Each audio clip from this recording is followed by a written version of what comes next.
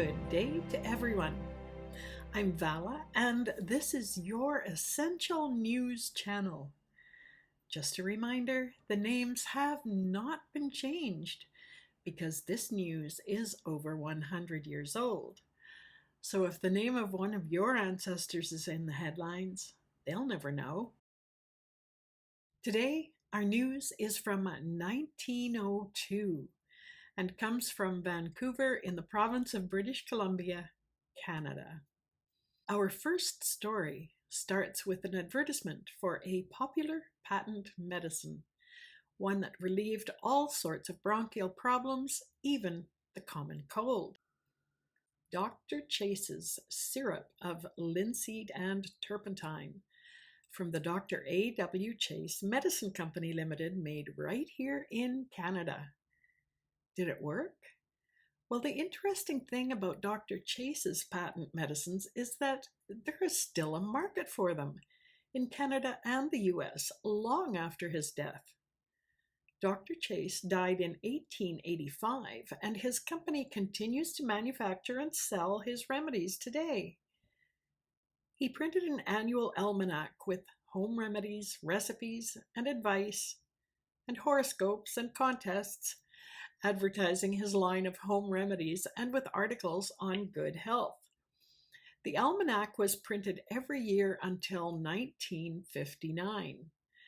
The recipes for medicines Dr. Chase developed are over 130 years old. They were that popular and effective. His history is so interesting that he and some of the other patent medicine producers and snake oil salesmen deserve their own video. That's coming up.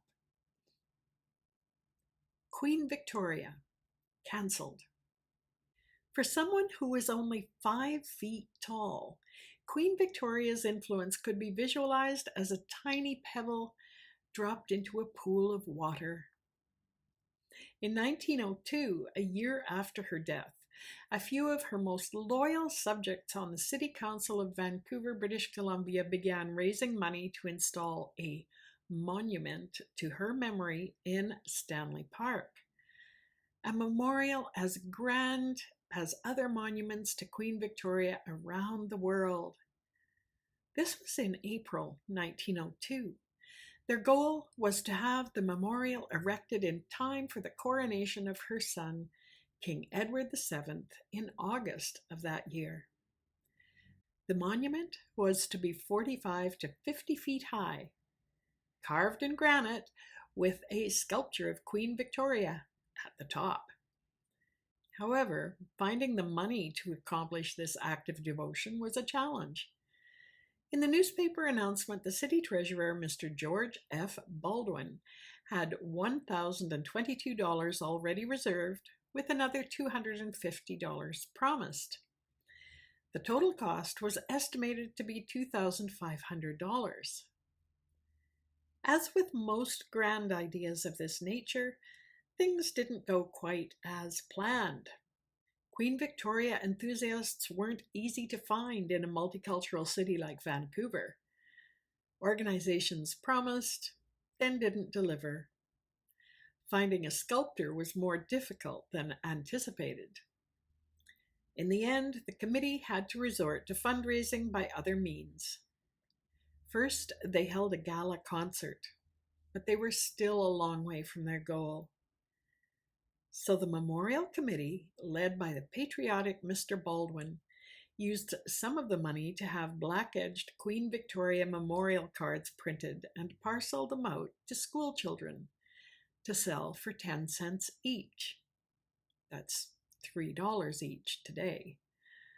When the granite memorial was finally put in place, Mr. Baldwin and City Council decided to save face by not taking any credit for the project, instead telling the press that it was entirely the school children's endeavor.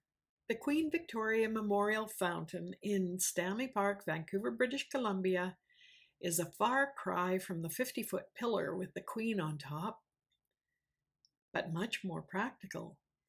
Stanley Park in Vancouver is larger in area than Central Park in New York City. and the memorial is a nice place to rest and get a drink of water. And think about all the school kids that spent their precious after school and summer vacation time trying to sell Queen Victoria memorial cards for 10 cents each. I think there should be a plaque for them, too. Here's an ad for one of the tonics that were ubiquitous and very popular during this period. Cola Wine Tonic, made from cola, celery, and pepsin. It doesn't say what flavor of wine. Highly recommended by physicians who have analyzed it. This particular brand was made in Oregon. Celery was the trendy vegetable component at the time. Pepsin was on the ingredient list of just about every remedy for digestive problems since the beginning of cures in a bottle. It is actually necessary. It's an enzyme that's required for digesting protein. Most often, the stomach produces enough of it to prevent problems. But the public didn't know that. And wine, alcohol, was a significant component in many remedies. And cola, it's a nut from an African tree with an extremely high level of caffeine. Quite the combination, stimulant and depressive, combined with the refreshing flavor of carbonated celery. Our next story, all-night bars and saloons. In the Gastown district of Vancouver on the edge of downtown, by 1902, there were over 300 bars, taverns, and saloons, open 24/7. Their patrons were locals, visitors, miners, longshoremen, and forestry workers. When the temperance movement took hold in 1902, a petition was circulated around Vancouver pushing for bars to be closed from 11 p.m. to 6 a.m. A counter-petition was filed by opponents, those who wanted to retain the status quo. Vancouver is a very large port city, the 5th largest port in North America, with workers and visitors and locals coming and going at all hours. There was a month-long debate. The opposition to temperance, the 24-hour crowd, pointed out that the majority of signatures on the temperance petition were from women and children, and many signatures were duplicated or written in the same handwriting as others. And the effect of closing overnight would reduce the proprietors' incomes and the city's revenue from these tax-paying businesses, hotels and saloons. The City Council voted in favor of business. Bars remained open 24 hours a day, 7 days a week. To close out this news of the day, we have some ads for one of the wildest inventions of the late 1800s. Electricity had found its way into the health and wellness industry. I covered galvanic baths, electroshock therapy, in the New Zealand video. This appliance, the electric belt, delivered a constant supply of electricity to the body. Designed at first as a solution to men's medical problems, eventually versions were created for women too, of course. A form of electrotherapy had been practiced and taught in Paris and London medical schools since the late 1700s.